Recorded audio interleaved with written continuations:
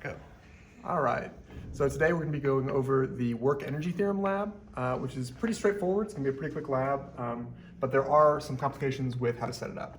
So first of all, we're going to go into the normal folder with all of our capstone files, the physics laboratory. Most of you should have done this several times by now, so I'm going to skip that part, and we're just going to go down here to the bottom, and there's something called the work energy theorem.cap, and this is the one we're going to open up.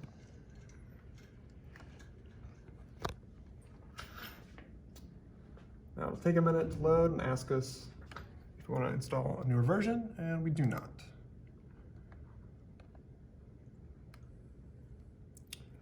So now the first thing we're going to need to do is go to hardware setup and connect our cart just like normal. So in a minute it should pop up.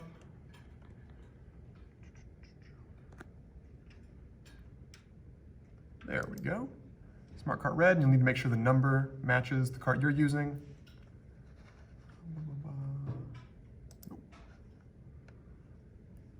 Cool.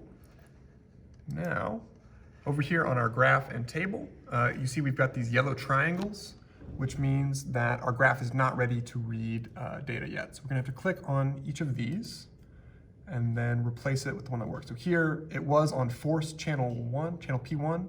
We're gonna replace that with force red. And it'll say force blue if your cart is blue, but really you're just looking for the other, and here we're looking for the other position that doesn't have a yellow arrow next to it, yellow triangle. And we're gonna do the same thing over here. We're gonna replace velocity with a working velocity. And then KE, we're gonna replace with position.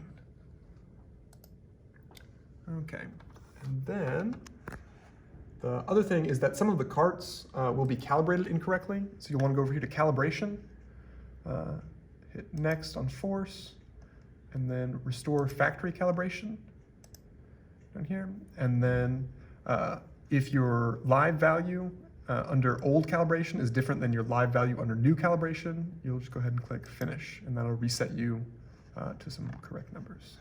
And then we can close out of this, and we are ready to take some data. So Joey, if you'll be ready to record for me. What you're gonna wanna do is have your cart set up and a weight attached via a thin string to this hook over here. And you'll want to be careful and note at what length, where on the track, your weight is going to hit the ground. Because what we really want is to avoid this weight hitting that ground. So here, that is right about at 30 newtons. So Kirsten, if you'll come over here and be ready to catch just ahead of that, or 30 centimeter mark. So just put your hands there. Perfect. And then I'm going to go ahead and draw this back to the end of the cart. And Joey, let me know when you're ready to record. All right, you can let it go. Okay. And then we're going to get a graph that looks roughly like that. That's interesting. Okay, so here our area is negative.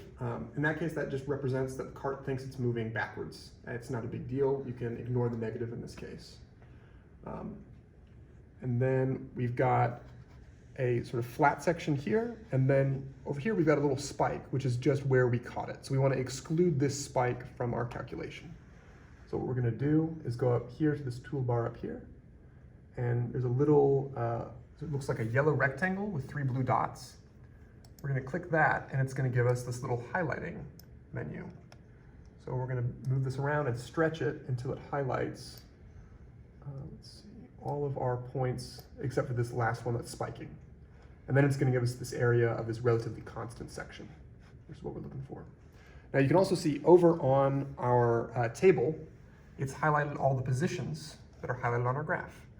So in the data for this lab, what we need to do is record the total work done and the final speed. And then the change in kinetic energy and the potential difference will be calculated from those numbers. So the work is just the area under our graph. Work is going to be force times distance, or the integral of force over distance. And that's given to us by the computer here as an area. And then final speed we'll get by looking at the last highlighted velocity. So here our last highlighted position, we go over, and the corresponding velocity. Here we can see it's gone down a little bit, so it's already starting to break, so we'll just move and go back one up and use this last number here. And that'll be all the data we're taking.